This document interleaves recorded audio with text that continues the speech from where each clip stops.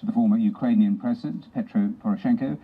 And Mr. President, thank you very much for being here on the program. How much hope do you hold out for any summit between Putin and Trump?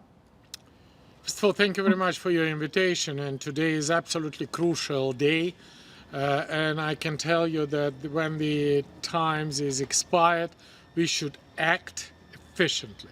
And Ukraine maybe pay the highest price for every single day for postponing the ceasefire.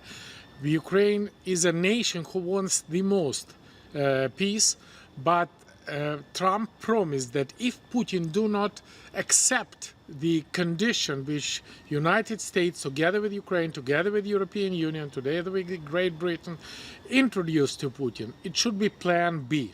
Plan B means more weapons to Ukrainian armed forces, because only Ukrainian armed forces is the best diplomat who stop Putin.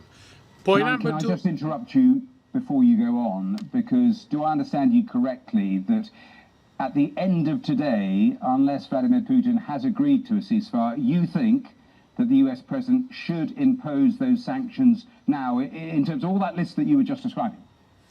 Three things. Weapons. Second, sanction from the hell. Third, new financial support of Ukraine. And two more. Promising, demonstrating that the transatlantic integration of Ukraine in NATO is the fact that Putin cannot blackmail the whole free world. And with this effective sanction, we can stop Putin's ability to finance the war. With the most modern weapons, including those who are behind my back. And this is the most modern radio electronic warfare system, which tomorrow would be on the front line. And today I'm standing here despite of the air alert because of the Russian ballistic missiles. We are here fight to stop Putin. My message is the following: please do not trust Putin. Reagan said... Let me put aside sanctions, because you made that point at length. Tell me, in terms of a summit between these two leaders, what would be unacceptable to Ukraine? Because as we are speaking now, Bloomberg News is reporting the US and Russian officials are working towards an agreement on territories for a planned summit as early as next week, and talking about cementing Putin's gains in Ukraine, the gains he's already made. Is that acceptable or unacceptable in your view? First of all, we are a nation who do not regain our territory.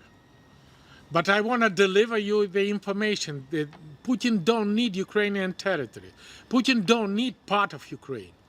Putin won't have a geostrategic success by placing here in Kiev pro-Kremlin government. That is his point. And with this situation, we should understand absolutely clear that we cannot accept, cannot demonstrate that the peace should be settled on the expense of Ukraine. No, we think that that would be absolutely dangerous precedent. In my time, in the time of my term as a president, I also prepared the Minsk Agreement. But I want to remind you that the Minsk Agreement, which we discussed and signed together with Putin, it was no pretense of Putin to Ukrainian territory, to Ukrainian sovereignty, to Ukrainian independence. And another principle which is vitally important during this meeting is nothing about Ukraine without Ukraine, nothing about Europe without Europe. And with this situation, I'm absolutely confident that even fact of meeting between Putin and Trump, if it is not bring any results, this is the absolutely great success for Putin, because Putin break the international isolation which he appeared. And that's why we need to have this meeting with the absolutely practical results of this deal. And I think that these results can be unconditional, overwhelming, not only in the air, in the Navy, ceasefire. Petro Poroshenko, we have to leave there. We are out of time, but thank you so much for your time here speaking to the BBC. It's a pleasure. Thank you.